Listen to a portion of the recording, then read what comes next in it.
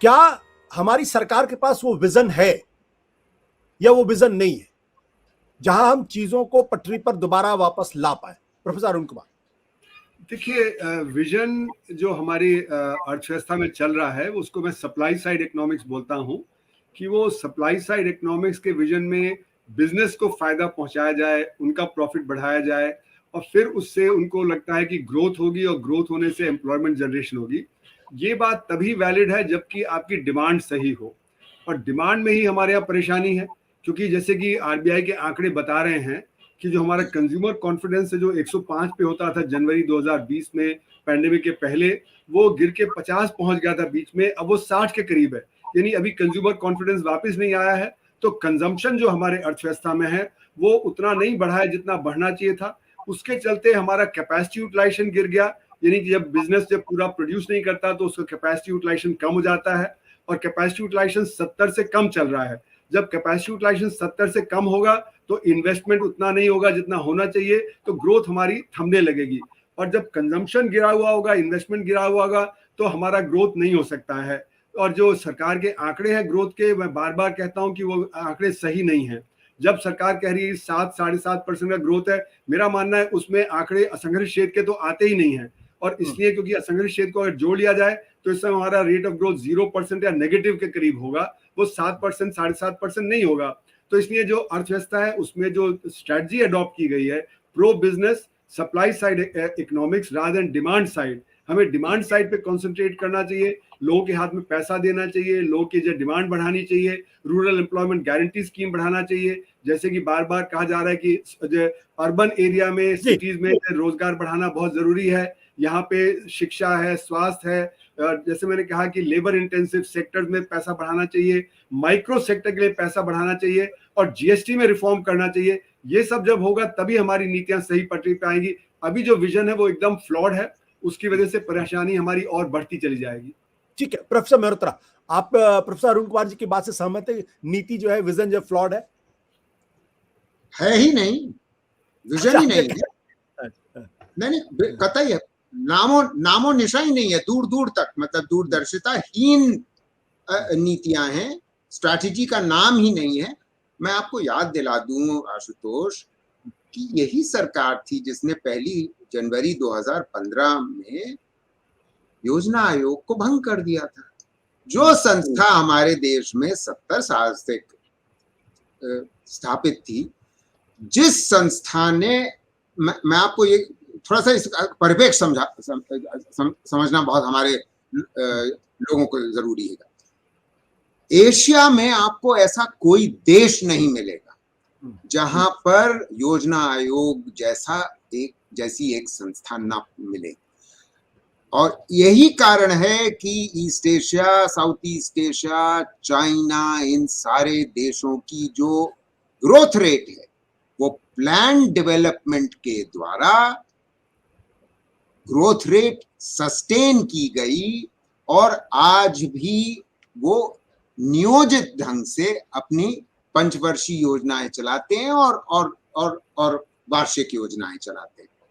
हमारे देश में पंचवर्षीय योजना 12 तो बनी और 13वीं बनती बनती खत्म हो गई, क्योंकि ये संस्था ही खत्म हो गई। और इसके एवज में अगर आप इसके तुलना में आप अगर अफ्रीका के देशों को देखें और लैटिन अमेरिका के देशों को देखें, और वो सारे विकासशील देश हैं, उन्होंने 80 के शुरू में 1980 के दशक में ये प्लानिंग कमीशन के इक्विवेलेंट जो वहां पर संस्थाएं थी उनको खत्म कर दिया। असर क्या हुआ? वो आईएमएफ और वर्ल्ड बैंक के चंगुल में फंस गए। असर क्या हुआ कि उनकी विकास दर 0 चली, 20 साल लगभग, प्रति व्यक्ति आय 0। अब आप सोच सकते हैं कि गरीबी किस प्रकार से बढ़ी होगी। उसी दौरान जब एशिया में ग्रोथ हो रही थी, गरीबी घट रही थी। तो ये दिशाहीनता इस सरकार में है। और एक उदाहरण मैं देकर के अपनी बात खत्म करूंगा आशुतोष।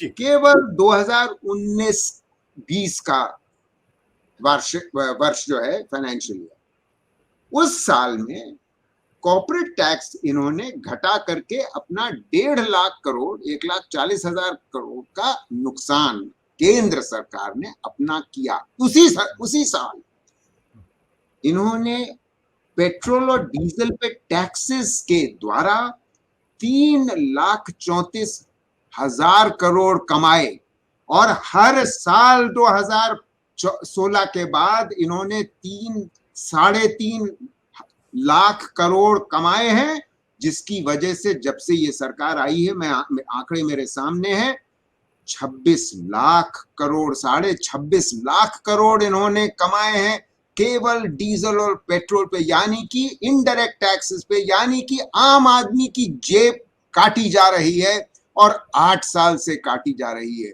और क्योंकि पेट्रोल और डीजल इनपुट होता है, इतनी सारी और पदार्थ बनते हैं उससे, सिर्फ ये हमारे आपके, तो इसकी वजह से इन्फ्लेशन इस सरकार में भयंकर होता चला गया। फूड इन्फ्लेशन जब कोविड चल रहा था आशुतोष, तो आरबीआई हमको आंकड़े बताता है कि जुलाई 20 और जुलाई 21 के बीच में खाद्य पदार्थों फूड इन्फ्लेशन में 31% की बढ़ोतरी हुई। ऐसे समय में ये स्वयं पेट्रोल और डीजल का दाम बढ़ा रहे थे और कॉर्पोरेट टैक्स घटा रहे थे। इसमें आपको दूरदर्शिता कहीं दिख रही है? जी, this is about the most visionless government that I can think of in the history of India. Rajesh, सोच दिखाई पड़ती है आपको, या आप भी प्रोफेसर मेहरोत्रा की राय से सहमत है? देखिए, सही नियम के लिए नियत की जरूरत होती है, सही नियम के लिए सही नियत की जरूरत होती है, और सही नीति के लिए सही अनुभूति की जरूरत। मान लेता हूं कि मैं नियत भी इनके ठीक है, नियम ठीक बना लेंगे, लेकिन नीति के लिए इनके पास, हमें नहीं लगा है पिछले 7 साल के जिस तरह से चला है सरकार, कहीं ना कहीं अनुभूति की कमी है। लेकिन दूसरा एक चीज जो हो रहा है अभी ये सरकार में ज्यादा हो रहा है, और ये प्रोसेस मैं नहीं कहूंगा कि केवल बीजेपी के सरकार के समय से शुरू हुआ है, ये उससे पहले भी इसकी शुरुआत हो चुका था। कहीं ना कहीं जो सरकार को जो नीति बनाने की जो दायित्व है, वो दायित्व कहीं ना कहीं आउटसोर्स हो जा रही है, और वो उन्हीं लोगों के पास आउटसोर्स हो जा रही है जिन्हीं का है कि इंटरेस्ट इन्वॉल्व है। तो अगर पावर सेक्टर का नीति है, तो क्योंकि देखिए पहले सरकार के अंदर एक पॉलिसी मेकर का क्लास था, एक सरकार के साथ एक पॉलिसी मेकर का क्लास था, उनका जो भी बायस हो नहीं हो, लेकिन इंडस्ट्री जो होती थी वो इसी पॉलिसी मेकर और सरकार के साथ लॉबी करती थी अपना इंटरेस्ट के लिए। अब वो लॉबी नहीं कर रही है, अभी ये पूरा का पूरा प्रोसेस आउटसोर्स हो गया।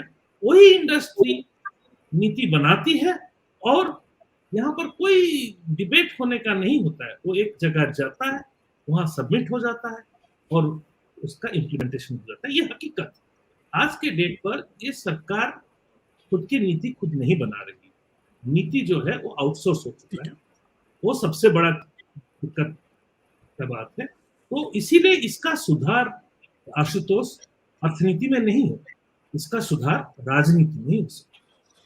इसका सुधार राजनीति में है। खैर, एक जो बात लेकर हमने बातचीत शुरू की थी, उसके जो टाइम्स ऑफ इंडिया में खबर आई थी उसके हिसाब से कि कई राज्यों की अर्थव्यवस्था जो है वो दिवालिया हो सकती, श्रीलंका और ग्रीस के रास्ते पर जा सकती। कम से कम हमारे जो एक्सपर्ट्स, उनका कहना है कि हिंदुस्तान की अर्थव्यवस्था की स्थिति मजबूत है, उसके फंडामेंटल्स ठीक है, वैसी स्थिति फिलहाल आने वाली नहीं है। लेकिन जो सबसे बड़ा संकट ये है कि जिस दिशा को लेकर ये सरकार को चलना चाहिए वो दिशाहीनता दिखाई पड़ती है, वो शायद ज्यादा बड़ा संकट। सत्य हिंदी का ऐप डाउनलोड करें गूगल प्ले स्टोर पर।